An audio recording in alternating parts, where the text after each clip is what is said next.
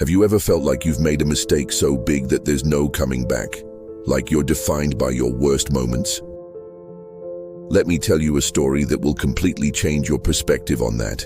It's about a man named Saul, and his story is one of the most incredible turnarounds in history. In the early days of Christianity, Saul was a name that struck fear into the hearts of believers. He wasn't just a skeptic.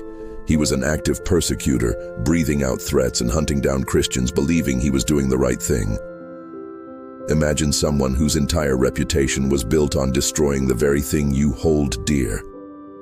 That was Saul. He was on a mission, so certain in his convictions, heading to the city of Damascus with official papers to arrest more believers. But on that dusty road, something happened that no one could have predicted. Suddenly, a light from heaven, brighter than the midday sun, flashed around him.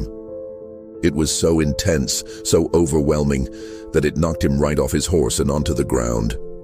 Blinded and disoriented, he was completely helpless. Then, a voice cut through the silence, a voice that was both powerful and personal. It said, "Saul, Saul, why are you persecuting me?" Lying there, trembling in the dirt, the man who thought he had all the answers had only one question.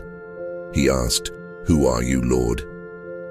The voice replied with words that would echo through eternity, "I am Jesus, whom you are persecuting."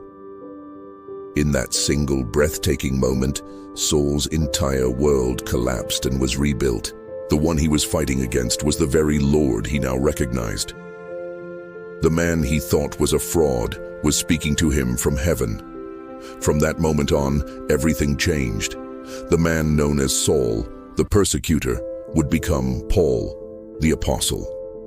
His blindness was temporary, but his spiritual sight was opened forever.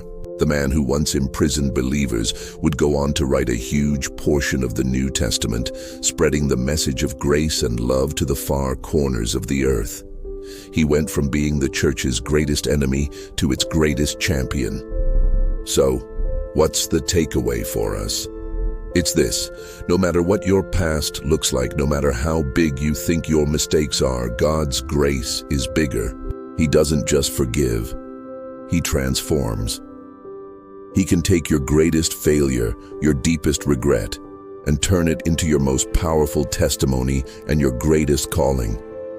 Your past doesn't have to define your future. Just like Saul, your Damascus Road moment could be right around the corner, waiting to turn your life into a message of hope for the world.